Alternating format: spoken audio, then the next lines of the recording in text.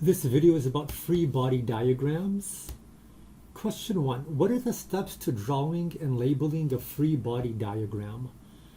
So, step 1, circle the object. Step 2, label all of the external forces on the object with an arrow to show the direction and magnitude of each force. Step 3, draw a convenient x and y axis to minimize vector components. And step 4, for each object, apply Newton's second law of motion for each axis. So for this video, we're only going to go over steps 1 and 2. So this is an example, or these are two examples of free body diagrams, where you circle the object and you label the forces. So, question 2. Label the forces on the following diagrams. Part A. A block is at rest on a horizontal surface. So if a block is at rest on a horizontal surface, nothing is pushing or pulling it. So read this on the bottom. The total length of the vertical force pointing up must be equal to the total length of the vertical force pointing down. It's difficult to draw exact magnitudes, but you can see the force of normal is up, force of gravity is down. Force of normal points from the surface of the object, force of gravity points from the center of the object. Part B. A man is pushing a block to the left with the horizontal force on a rough horizontal surface. The block does not move. So the block doesn't move. So sigma F equals ma. The total forces on the object equals the mass times the acceleration of the object. So if the object has no acceleration, because it's not moving, if ma is 0 on the right side, then sigma F is 0 on the left side. So force of push in magnitude should be equal to force of friction in magnitude, because the object doesn't move, the acceleration is 0. Sigma F equals ma. Force normal up equals force gravity down, because the object doesn't move up or down. So read what's written here. The total length of the vertical force pointing up must be equal to the total length of the vertical force pointing down. And the total length of the horizontal force pointing to the right must be equal to the total length of the horizontal force pointing to the left. Acceleration is 0, so sigma F is 0. Remember, we're always referring to sigma F equals ma. Part C. An object is being pushed to the left on a wall. So force of normal is always 90 degrees from the surface. The force of push is from the contact. Force of friction is from the surface, and the force of gravity is from the middle. So the total length of the vertical force pointing up is equal to the total length of the vertical force pointing down. And the total length of the horizontal force pointing to the right is equal to the total length of the horizontal force pointing to the left.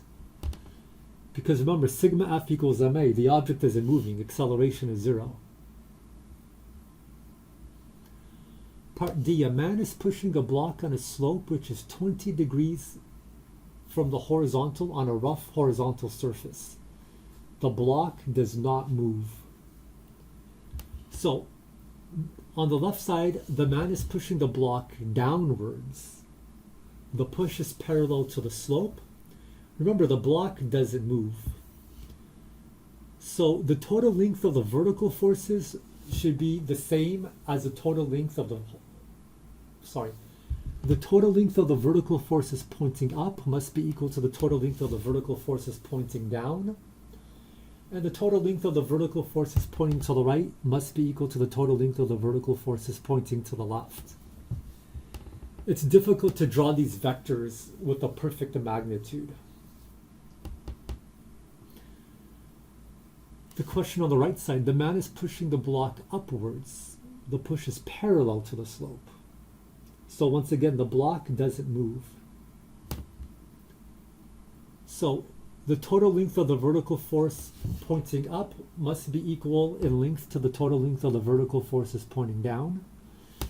And the total length of the horizontal forces to the right must be equal to length to the horizontal forces in total to the left.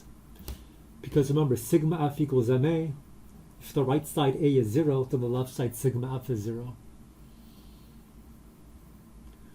Question 6. A dead fish is floating on top of the plastic radioactive ocean water.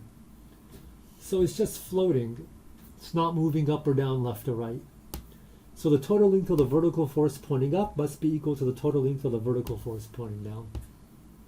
Buoyant force pointing up equals buoyant force pointing down.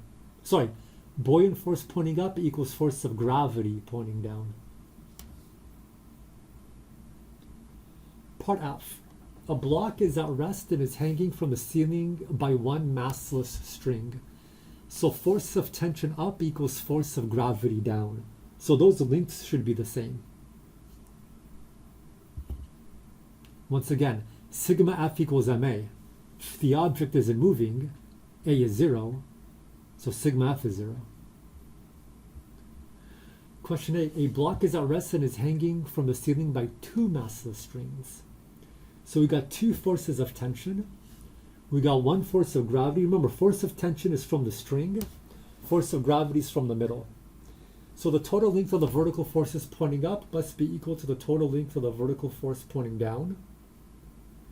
And the total length of the horizontal force pointing to the right must be equal to the total length of the horizontal force pointing to the left.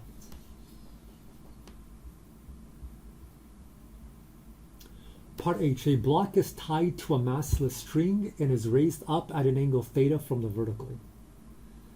So look at the problem on the left side. The block is released from rest. So the magnitude of force gravity should be greater than the magnitude of force tension because it's going to be moving down. The problem in the middle, the block is now at the bottom of its motion. The magnitude of force tension up should be greater than the magnitude of force gravity down, because the block is going to go up 1 moment later. Now look at the problem on the right. The block is now at the top of its motion. Once again, the force of gravity down should be greater in magnitude than the force of tension. So once again, these are not always drawn to scale because they're quite difficult to draw to scale. Part I. A car is moving in a straight line to the right with a constant speed. Look at the problem on the left, on a smooth horizontal surface. So the total length of the vertical force up is equal to the total length of the vertical force down. And the total length of the horizontal force to the right must be equal to the total length of the horizontal force to the left. But in fact, it's on a smooth surface, so there's no friction. So there is no force to the right or the left. Now look at the problem on the right. The car is moving in a straight line to the right with a constant speed on a rough horizontal surface. So force of push is equal to force of friction. Force of push to the right is equal to force of friction to the left. And force normal up equals force gravity down.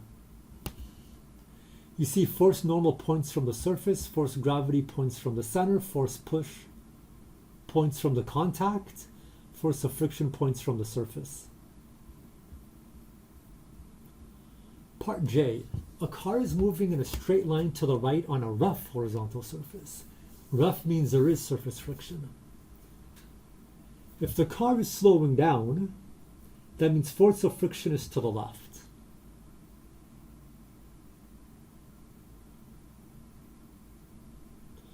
If the car is speeding up, that means there's a driving force or a force of push to the right and force of friction to the left. And you could see the force of push or the driving force is greater in length than the force of friction to the left.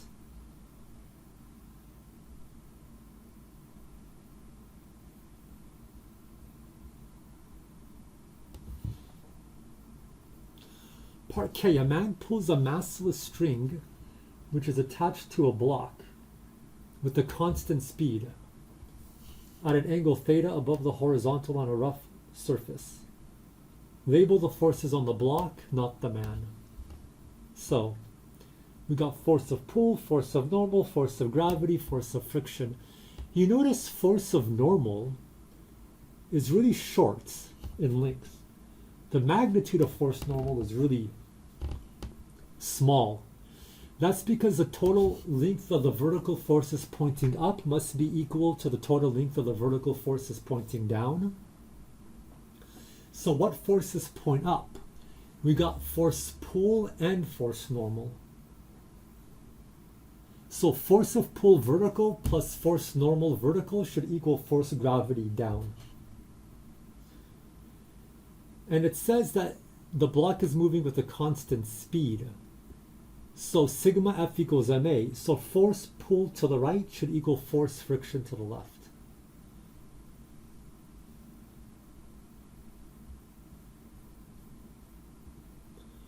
Part L. A ball is thrown vertically up and is moving upwards. If there's no force of air friction, there's only force of gravity as it moves upward. If there is force of air friction, force of friction and force of gravity both point down, because force of friction here is opposite the direction of motion. Part M. A ball is thrown vertically up and is at its maximum height. At its maximum height, velocity is 0. So it doesn't matter if there's air friction or no air friction, we only have force of gravity. Because air friction depends on velocity. If velocity increases, then air friction increases. There's no velocity, so there's no air friction. Part N. A ball is dropped from rest from the top of a very tall building. There is no force of air friction. Draw a free body diagram of the ball the moment the ball is dropped, when the ball is halfway down, and just before the ball strikes the ground. So the force of gravity only points down, and they should be all equal in length. Okay. Because force of gravity is equal to mg. So if all three images have the same mass ball, g is 9.81 down, the length should be the same of all three of them. Part O. A ball is thrown downwards from the top of a tall building. Draw a free body diagram of the ball the moment after the ball is thrown in. There is no air friction, and there is a force of air friction. So remember, look at the image on the right. When we threw the ball upwards, and the ball goes up, force of friction is down. Now that the ball is going down, force of friction is up, because air friction is opposite that of the motion of the ball.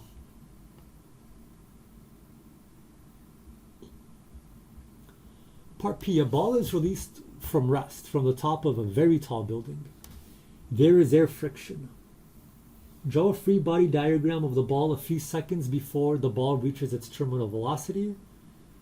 You could see force of gravity in magnitude is greater than force of friction in magnitude. The exact moment the ball reaches its terminal velocity. Terminal velocity is when sigma f equals ma, sigma f is 0, a is 0, v is constant. So if v is 0, if a is 0 and v is constant, then the magnitude of force gravity down has to equal the magnitude of force friction up. And a few seconds after the ball reaches its terminal velocity, the second image and the third image should be exactly the same, where the magnitude of force gravity down equals the magnitude of force friction up. So you could pause the video and read this.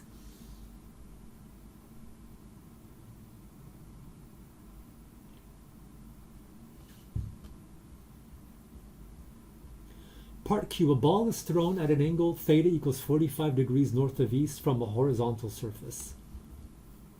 Draw a free body diagram of the ball the moment the ball is thrown when there is no air friction. If there's no air friction, there's no force of friction. So that's the image on the left. If there is air friction, we're going to have force of friction, because as velocity increases, air friction increases. And it's opposite that to the direction of motion.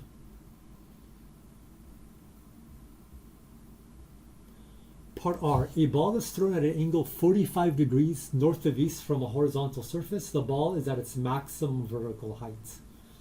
So on the left, there is no air friction. So we only have the force of gravity. On the right side, there is a force of air friction. So we do have a force of friction opposing the motion.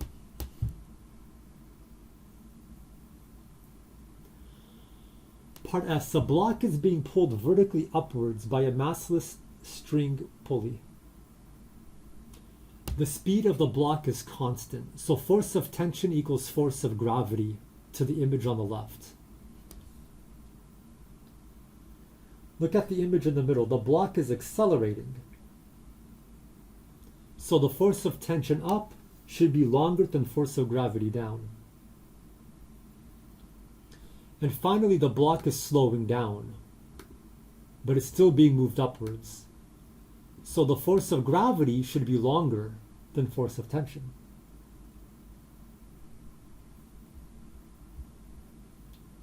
Part T, a block is at rest on an incline. There is surface friction, so it's not moving.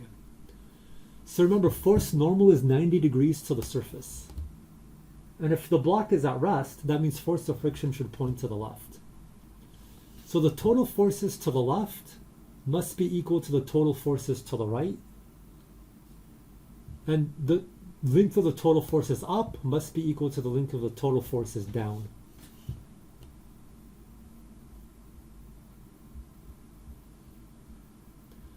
Part U, a block moves down an incline. There is surface friction. So it's moving down an incline. If the speed of the block is constant, the total length of the forces to the left must equal the total length of the forces to the right. Now, on the right side, it says a block accelerates. So the length of the total forces to the right, this is a mistake. It should say down. Must be longer than the length of the total forces up. Because you could see the block is accelerating downwards. So this should say down.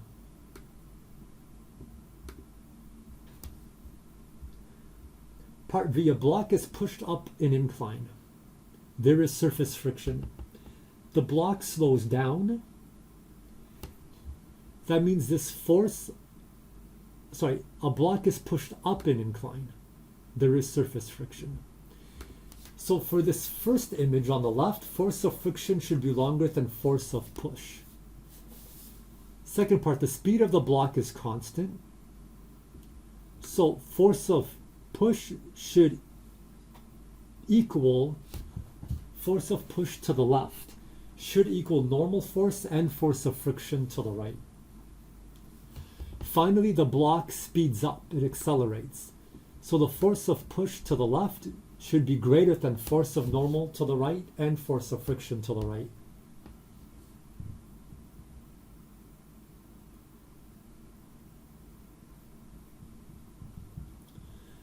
Part W, two blocks are attached to each other by a common string. There is a surface friction. So circle the objects because we have two objects. And you could see with this image on the left, the object on the incline, we have normal force, force of gravity, force of tension, force of friction. The block hanging is only force of tension, force of gravity. And this image on the right, both objects have a tension force and a gravitational force.